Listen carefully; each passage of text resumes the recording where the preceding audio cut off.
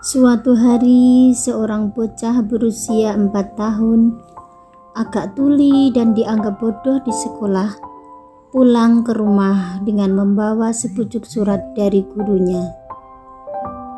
Ibunya membaca surat pendek itu. "Tommy, anak ibu sangat bodoh. Kami minta ibu untuk mengeluarkannya dari sekolah." Sang ibu terhenyak membaca surat itu. Namun, dia tak mau larut dalam kesedihan.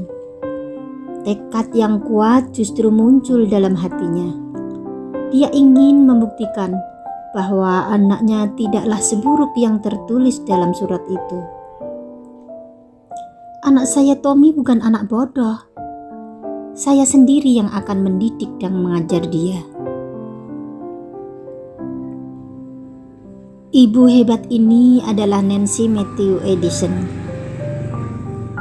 Mungkin tak banyak orang mengenal nama itu. Namun, bila disebut nama sang anak, Thomas Alva Edison, pastilah tak ada yang asing dengannya. Thomas Alva Edison, sosok jenius, seorang penemu dengan 1093 paten penemuan atas namanya. Begitulah di tangan orang tua yang hebat. Ibu dalam hal ini, seorang anak yang divonis bodoh sekalipun, masih punya harapan untuk menjadi sosok yang hebat. Kisah Nancy Edison hanya salah satu contoh yang menegaskan bahwa tak ada anak yang bodoh sesungguhnya. Setiap anak punya mutiara bakatnya sendiri. Dan tugas para orang dewasa di sekelilingnya lah mengenali mutiara bakat itu dan membantu mengaktualkannya.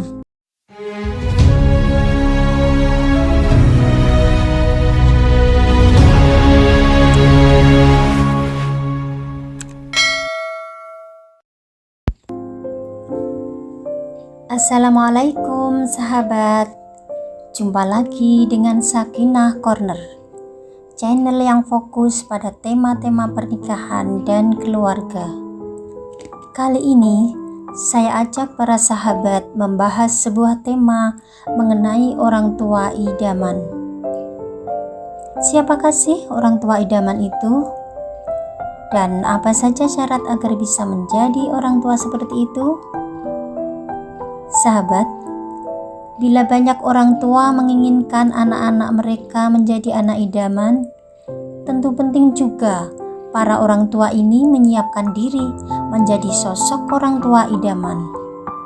Menjadi ayah ataupun ibu yang diidamkan, diidolakan oleh putra-putrinya. Tak bisa dipungkiri, orang tua memang telah melakukan banyak hal demi anak mereka. Bahkan demi anak, ibarat pepatah, mereka ini rela banting tulang, memeras keringat, kaki dijadikan kepala, kepala dijadikan kaki. Mereka ikhlas berpayah-payah, berlelah-lelah, berjuang demi kesuksesan dan kebahagiaan anak. Dengan berlelah-lelah itu, apakah para orang tua otomatis telah menjadi sosok idaman, khususnya bagi anak-anak mereka? Ternyata belum tentu. Untuk menjadi orang tua idaman, syaratnya tidak hanya sekedar telah berjuang keras menjalankan kewajiban ini. Nah, agar orang tua bisa menjadi sosok idaman, pelindung yang membuat nyaman, yang selalu dirasakan kepeduliannya oleh anak, maka orang tua perlu melengkapi diri dengan berbagai hal berikut. Pertama, komunikatif.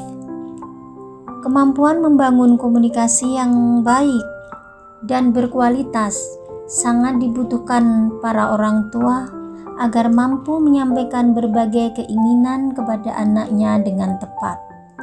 Di sisi lain, orang tua juga mampu menggali dan menangkap apa yang menjadi keinginan anak juga secara tepat. Dengan kualitas komunikasi yang baik, berbagai kemungkinan adanya salah paham dari kedua belah pihak bisa diminimalisir.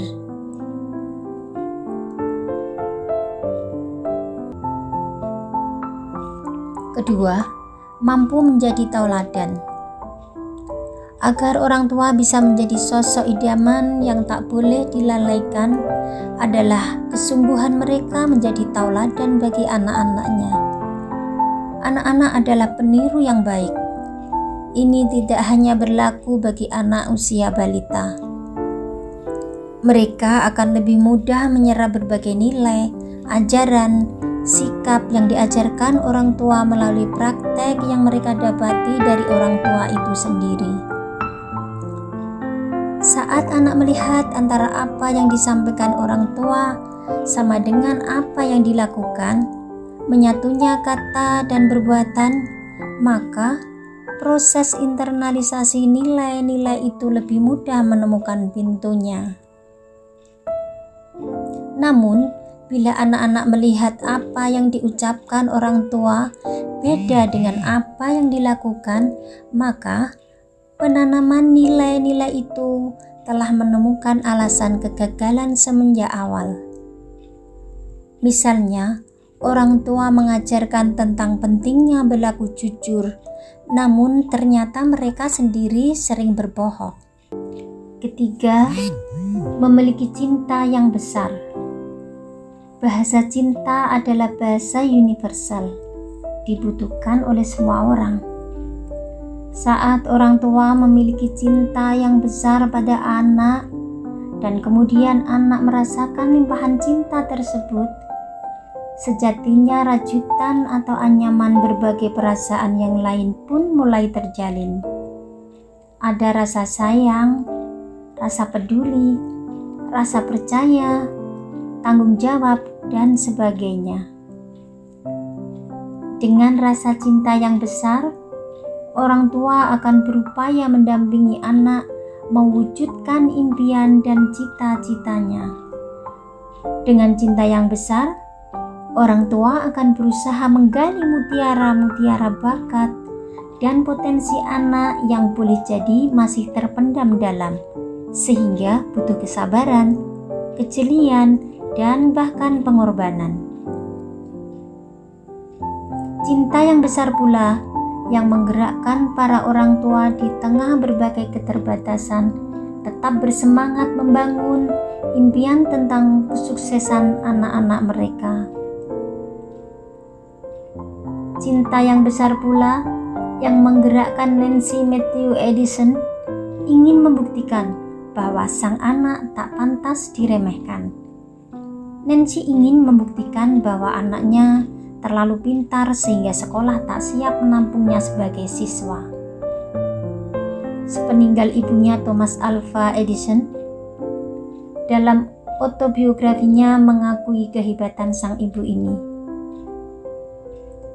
Tentu dengan limpahan cinta yang besar orang tua, yang dilakukan secara tepat dengan tidak ada kesan memanjakan, seorang anak terbangun rasa percaya dirinya, terkuatkan motivasinya, tertata budi pekertinya, dan sekaligus mudah menghargai orang lain. Pengalaman hidup dalam limpahan cinta dan kasih sayang membangun pribadi anak menjadi tangguh dan menumbuhkan rasa cinta dan sayang yang sama pada orang tua. Maka, benarlah apa yang disampaikan Rasulullah dalam sebuah hadis. Rasulullah bersabda, "Man la yarham la yurham." Barang siapa yang tidak menyayangi, maka tidak akan disayangi. Tentu masih banyak syarat lain agar orang tua bisa menjadi orang tua idaman. Namun 3 hal ini merupakan syarat yang tidak mungkin diabaikan. Mari perjuangkan marwah keluarga. Tetap happy, tetap tersenyum, jangan lupa bahagia.